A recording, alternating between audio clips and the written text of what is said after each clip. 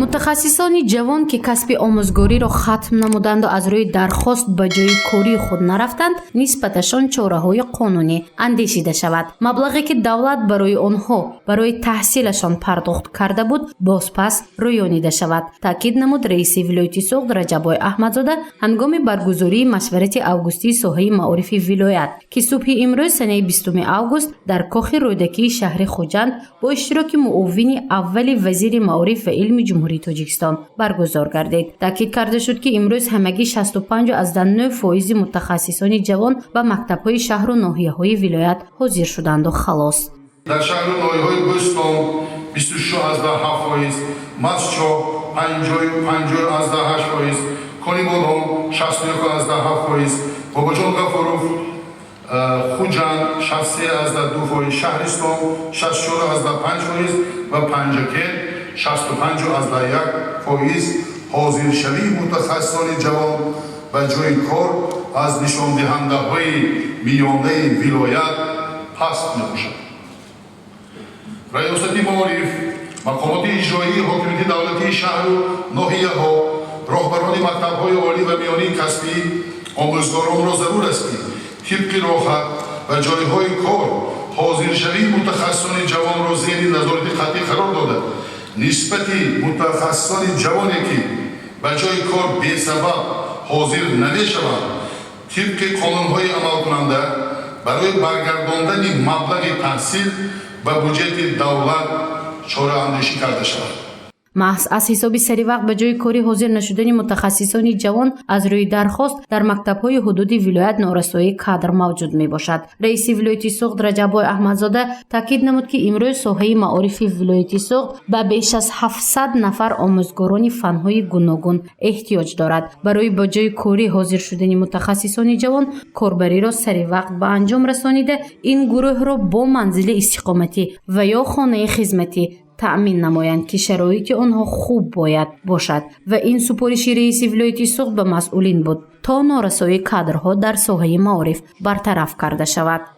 шаҳру ноҳияҳои Ҷабор Расулов ба 83, Деваштиш 72, Спитабен 71, Кӯҳистони Масчоҳ 52, Масчоҳ 54, Зафаробод 53, Бӯстон 44, Ашт 40 ва Гулистон ба 39 нафар омӯзгорони баландихтисоси фанҳои гуногун имрӯз эҳтиёҷ доранд. айбаст ки дар соҳаи маорифи вилоят қариб 800 нафар имрӯз мутахассисон намерасанд.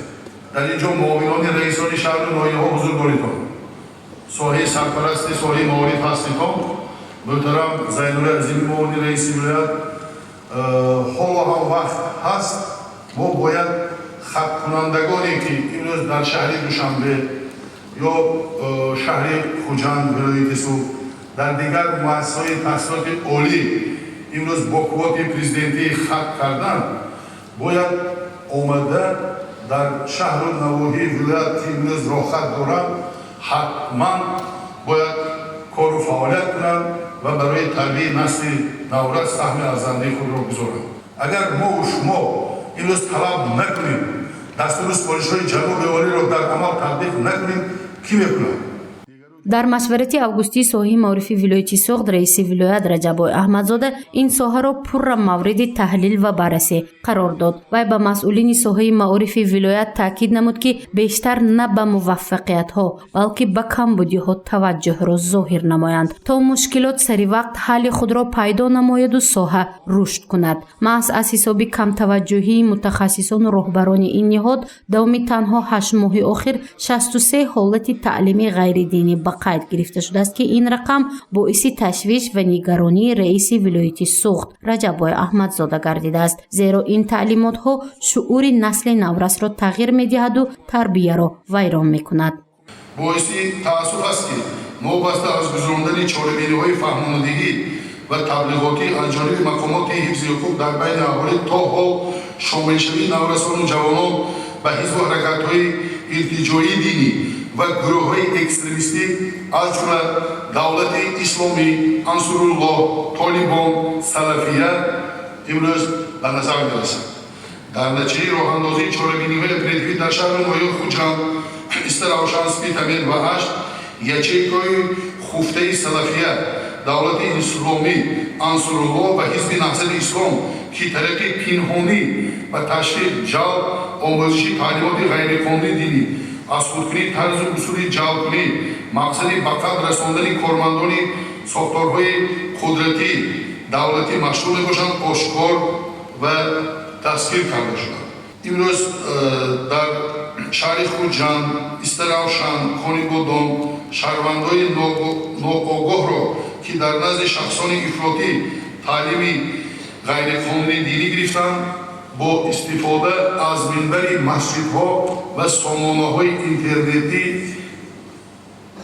истифода карда ба ҷиҳод ва худкушӣ ҷалб менамоянд. дар вилояти Суғд аз рӯи таҳлили мутахассисон давоми 7 моҳи охир 87 нафар ноболиғон даст ба ҷиноят заданд. Аз ин шумора 49 нафари онҳоро хонандагони мактабҳои ҳудуди вилояти Суғд ташкил медиҳад. содир намудани ҷиноятҳо аз ҷониби хонандагони шаҳру ноҳияҳои Бобоҷон Ғафуров, Конибодом, Хуҷанд, Исфара, Зафаробод, Панҷакен, Масчоҳ, Айнӣ, Ашт, Бӯстон, Истаравшан, Истиқлол ва Гулистон ба қайд гирифта шуда онҳо асосан молу амволро тасарруф намуданд, авбошӣ ва тартиботи ҷамъиятиро риоя накарданд. дар вилояти Суғд аз тарафи ноболиғон зиёда аз 87 ҷиноят ба қайд гирифта шудааст. дар ин ҷо раиси муҳтарам инҳоро таҳлил карданд ва бо дуои ба худкушӣ аз ҷониби хонандагон нуқтаҳои хеле ҷолиберо зикр карданд.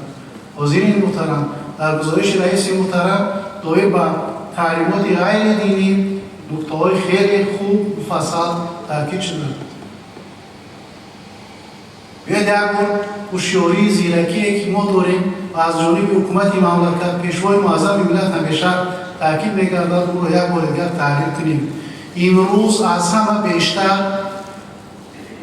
сокинони вилояти Суғд ва чунин ҳушёрию зиракӣ ниёз доранд ва оромию осоиштагии минтақа имрӯз аз вазъияти вилояти Суғд вобастагӣ калон дорад.